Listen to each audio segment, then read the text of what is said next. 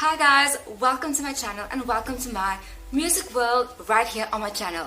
Now, oh my gosh, we all are shocked that Taylor Swift released a whole damn album, okay, in 2020. Oh my gosh, oh my goodness. I am a huge Taylor Swift fan, so I honestly am so happy that she released a new album.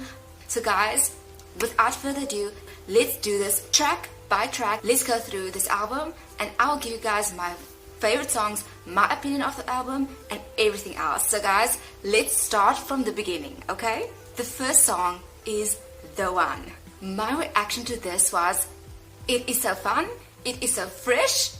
For the first song of the album, I love it so much. It's very playful and I love the instruments on this. When I first heard this song, I was like, okay, this is how the album is going to be. I was super impressed with the first song when I listened to this for the first time. I'm like, oh, it's kind of fresh. It's not like woodsy or foresty too much. It's kind of fresh. Like, okay. That was my reaction to it. Cardigan.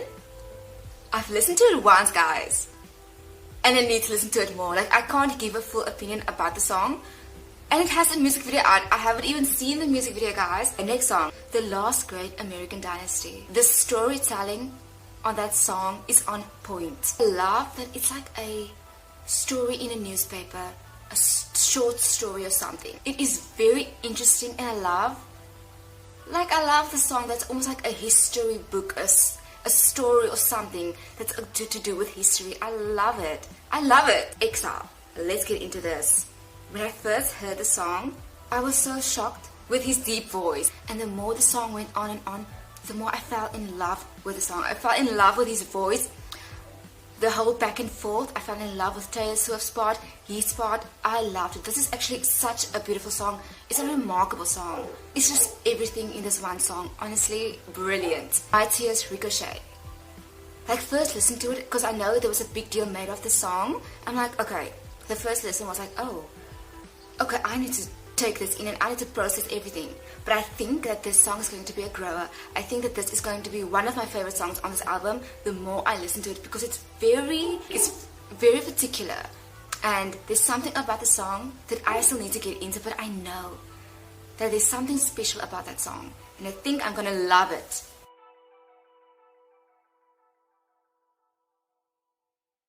Marble. Oh my goodness, Marble.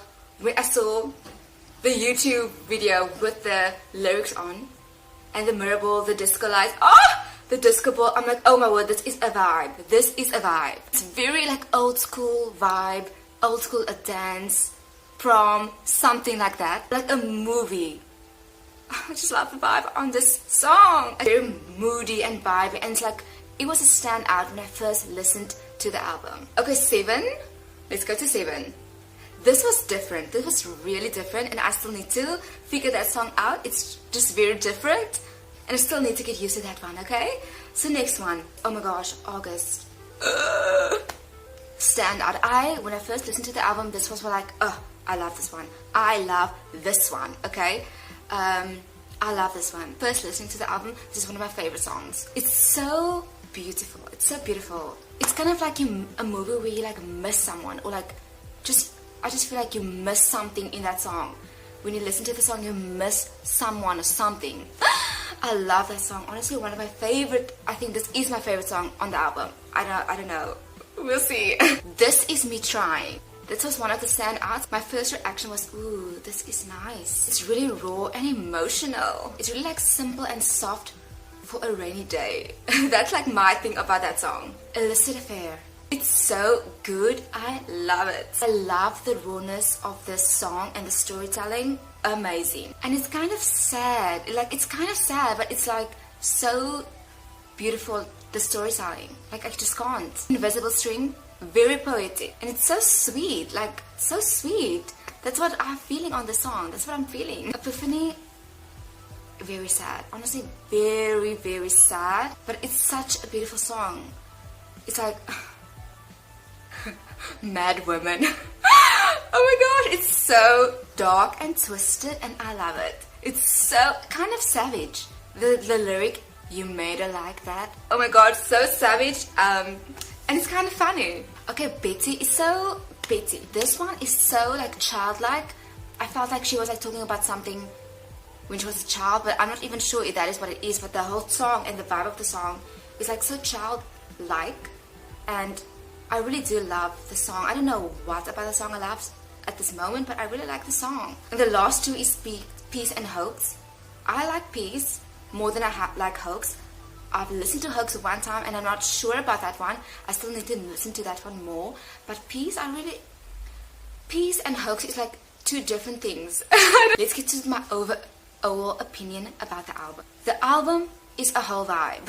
It's very poetic and magical. I love the strings, the guitars, the pianos, and the violins on this album. I just love this album. I love that we are getting a different album every time Taylor Swift releases an album. We get a different album and type of vibe every single time. I give this album an 8 out of 10. I think it's brilliant, guys. I think it's super brilliant. I love that she is taking risks, and this is just a whole other album.